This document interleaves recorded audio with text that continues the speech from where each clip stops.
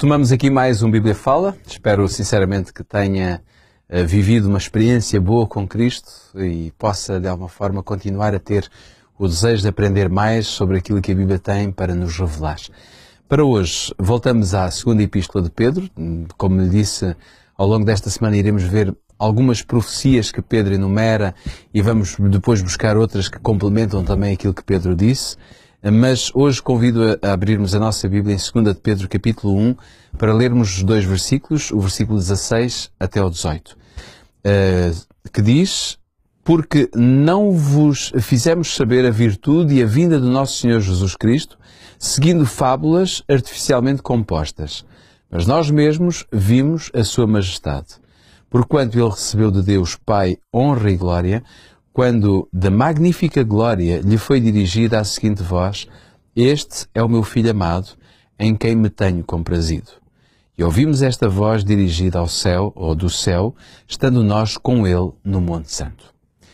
Pedro, podemos nós dizer que aqui o apóstolo apresenta os grandes argumentos que sustentavam a sua fé e que no fundo também sustentam a nossa fé?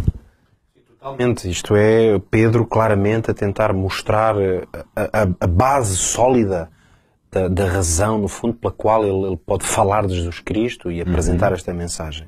O que poderíamos aqui dizer é o seguinte, é que nenhum argumento é tão válido como a experiência. Quando nós vivemos alguma coisa, observamos, vimos, tocamos, quando eu dou o testemunho disso, no fundo, tem um poder muito grande.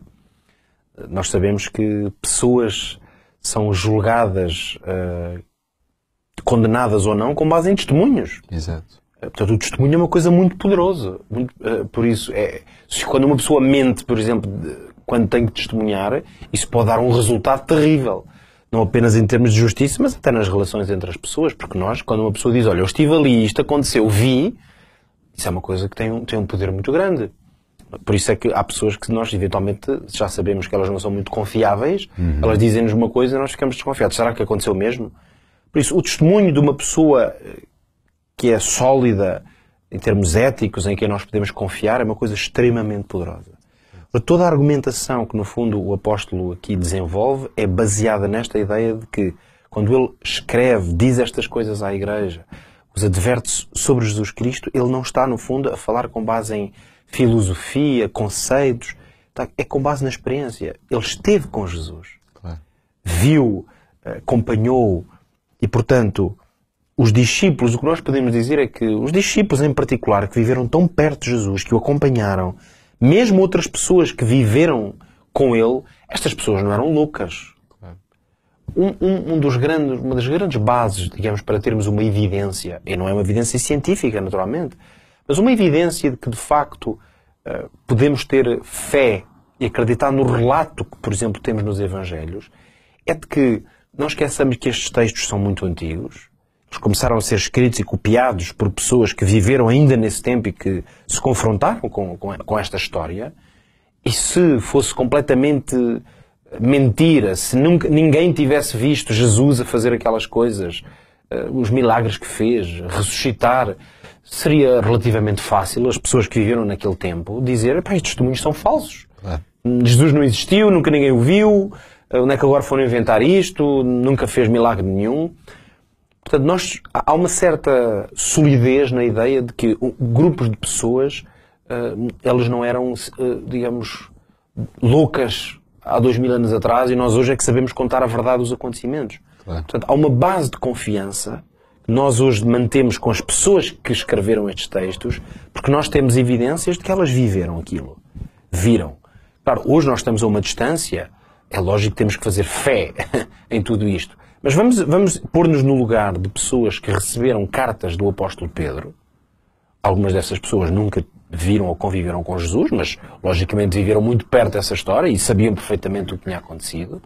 Quando alguém com a força de Pedro lhes escreve e diz que eu vi estas coisas acontecerem, o que vos falo de Jesus, eu estive lá e observei, é evidente que isto é, digamos, dá uma força muito grande a qualquer reflexão, até qualquer teologia ou doutrina que Pedro venha a desenvolver.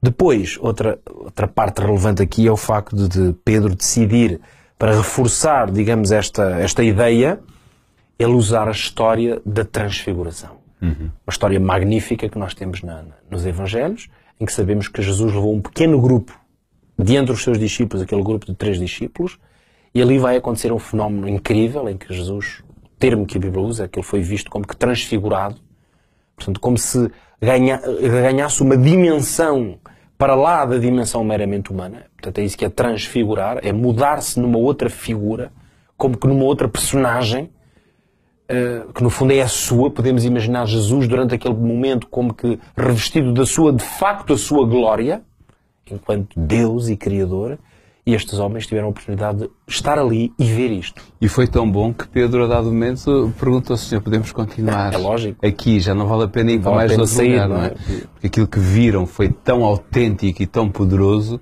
que não tinha nada a ver com este mundo ou com aquilo que nós vivemos no nosso dia a dia. E depois teve esta força tremenda. Nós temos razões para crer que os discípulos, nesta altura, já tinham fé profunda em Jesus, em quem Ele era, como o Messias, o Filho de Deus. No entanto, também não é menos verdade que ao longo do relato dos Evangelhos vamos percebendo, aliás, os próprios evangelistas não tiveram vergonha, digamos, ou pejo em relatar as suas próprias faltas de fé e dificuldades. Lá está, é um dos argumentos, já aqui algumas vezes o citámos, é um dos argumentos fortes a favor do relato da Bíblia. É porque os próprios discípulos não escondem as suas falhas e até as suas faltas de fé. Claro. No entanto, apesar de saber isso, nós chegamos aqui a um momento em que podemos imaginar que para Pedro, João, Tiago estiveram ali. Imagina, Jorge, o quão tremendo deve ter sido eles observarem Jesus, de facto, nessa dimensão celestial, no fundo, em que 2 homens, 2 servos de Deus que já estão na eternidade com Deus, porque Ele os ressuscitou ou os levou desta terra, estiveram ali presentes. Ao verem esta realidade, se alguma dúvida, vamos dizer assim, existisse, se qualquer coisa na mente deles ainda não estivesse seguro acerca da missão de Cristo e da sua identidade, diríamos que neste dia dissiparam-se. Claro. Porque eles veem este acontecimento incrível, sobrenatural, e ouvem esta voz que vem de Deus o Pai, dizendo: este é o meu Filho amado, em quem me comprazo. Por isso, isto ajuda-nos a compreender melhor que quando Pedro, como nós lemos, faz este relato, procura que as pessoas tenham confiança plena em Jesus, ele vai usar o maior de todos os argumentos que ele podia ter. Ele, por mais eloquente que fosse na escrita, nos argumentos que criasse, nada seria tão poderoso como relembrar a estas pessoas que ele esteve lá, que ele viu Jesus ser transfigurado, que ele ouviu aquela voz vinda de Deus. Claro. E, portanto, isto, imagina o poder que isto não deveria ter tido junto às pessoas que conheciam Pedro, que o ouvem dizer isto e que o tinham como um homem de verdade.